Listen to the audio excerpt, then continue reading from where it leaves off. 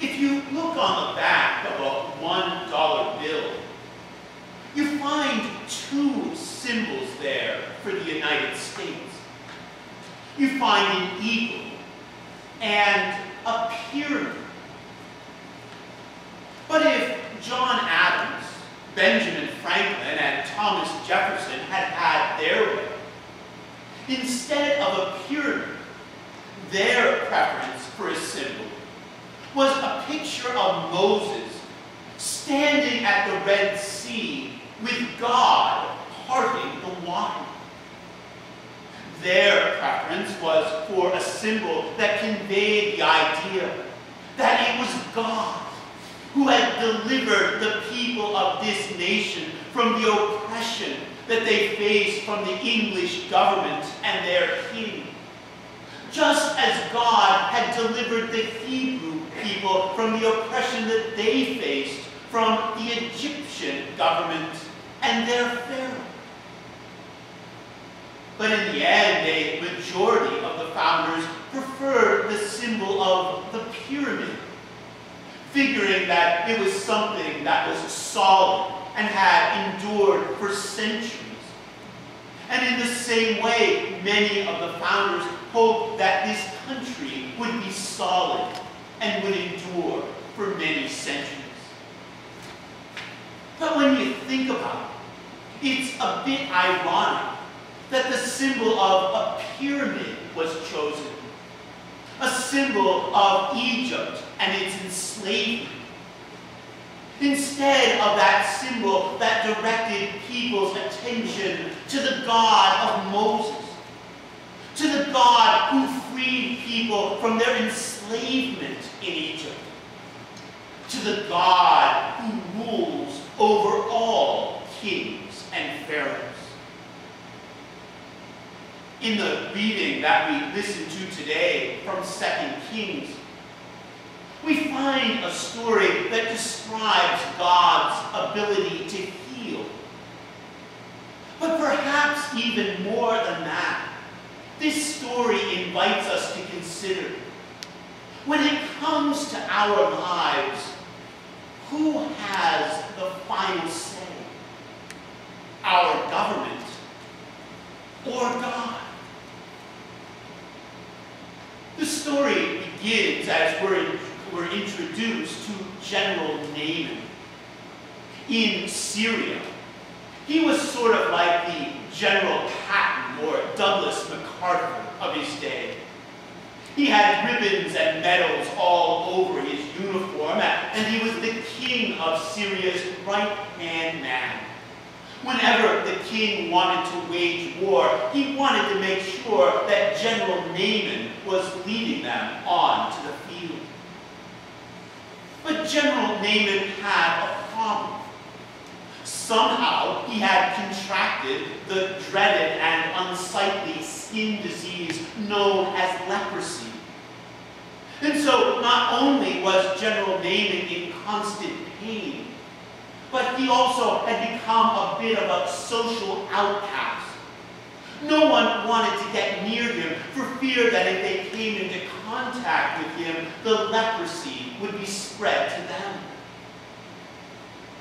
But one day, Mrs. Naaman's servant girl went to her with a suggestion. You see, that servant girl was a Hebrew, someone who General Naaman had captured and taken as a slave during one of his raids into Israel. The girl said to Mrs. Naaman, why doesn't the general go to Israel? There is a prophet there named Elisha. And if Elisha were to intercede to God on the general's behalf, I am sure that God would be able to heal the general. And so Mrs. Naaman passed along that suggestion to her husband, who in turn went to the king of Syria, asking for some leave time so that he could go to Israel in search of that cure. And right away, the king grants his permission. The king basically says, sure, you can go. You're my favorite general, and I want you to get better. But if you want to get better, don't fool around with some prophet and his God. No, I'll write out a letter for you, and you can go to the king of Israel. I'll send you right to the top. And so off General Naaman went to Israel. But when he appeared before the king of Israel and handed him that letter, the king went into a panic. He said, "What is this? You want me to cure you of your leprosy? I can't do something like that. No one in my whole government is able to do that." But when the prophet Elisha got word that General Naaman was in town, he sent a message saying, "Send the general to me." Now when General Naaman showed up in front of Elisha's house, he expected the prophet to come out and to perform some ritual or to speak some magical words or to do something amazing for him. But instead, Elisha sent out his assistant, who said to the general, "Elisha says to you, go and wash 7 times in the Jordan River, and you will be healed."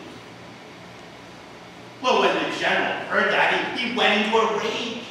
He fumed. "You mean I came all this way, and this quack won't even come out and see me face to face? And the prescription he hands for me is to take 7 baths in some muddy river? This is stupid. I'm just not going to do it." But the general's aides said to him, "Sir, we've come all this way. Why don't you give it a try? You certainly don't have anything to lose." And so, very reluctantly, General Naaman went over to the Jordan River and bathed there 7 times. And when he came up out of the water the 7th time, he discovered that the leprosy was gone, that he had been healed. So General Naaman went back to Elisha and said, "Now I know that your God really is God. And from now on, I am going to worship and serve no one other than God." And toward that end, Elisha asked if he could take a few wheelbarrows of dirt home with him.